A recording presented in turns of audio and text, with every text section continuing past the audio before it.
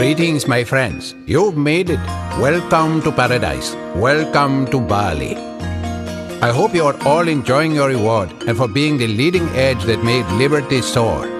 Your ingenuity reminds me of a little-known Balinese story. A story of a man that, like you, only saw solutions where others saw problems. An innovative thinker that braved the storm and rose above it to reach greatness.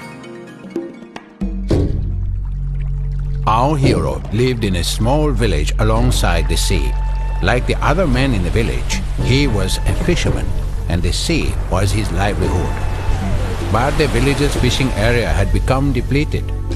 The people of the village held a special religious ceremony and prayed for a solution, yet their prayers went unanswered. But our hero had a plan. He suggested they do the unthinkable and try to fish beyond the reef, where no one has gone before. The other villagers called him crazy.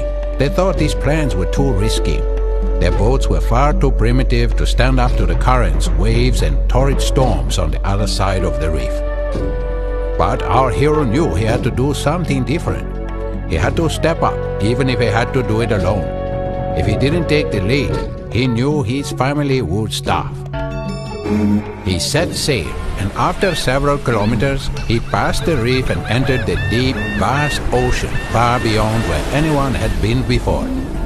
Once there, our hero could not believe his luck. The ocean was unusually quiet that day, and the fish were plentiful. So much so that one could simply scoop them up out of the water. Several flying fish even threw themselves into the boat.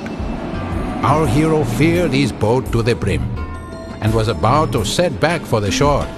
But he looked towards the horizon and he noticed a storm was brewing. This was not a good sign.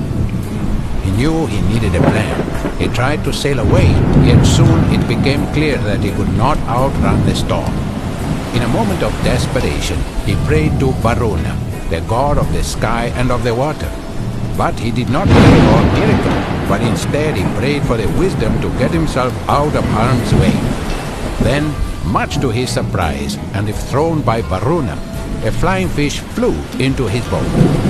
At first, our hero did not know what to make of the message. And then, it dawned on him. He realized he would have to fly over the storm. He quickly got to work. He cut the mast in two to make a pair of makeshift wings, like those of the flying fish. Wings that would, he hoped, fly him to safety. Our hero faced his fear and headed toward the storm, toward the powerful winds that would hopefully propel him into the sky. At first, the plan seemed to work, but our hero soon realized that his load of fish made the boat much too heavy. To counteract this, he sacrificed half his catch, closed his eyes, and held on for dear life. Opening his eyes, he found that his plan had worked. He had made it. After marveling at the view, he trimmed his makeshift sails, caught the onshore winds, and guided his flying boat back toward the village. After a grueling and tiring trip, our hero arrived back at his village. The other villagers flocked to the shore.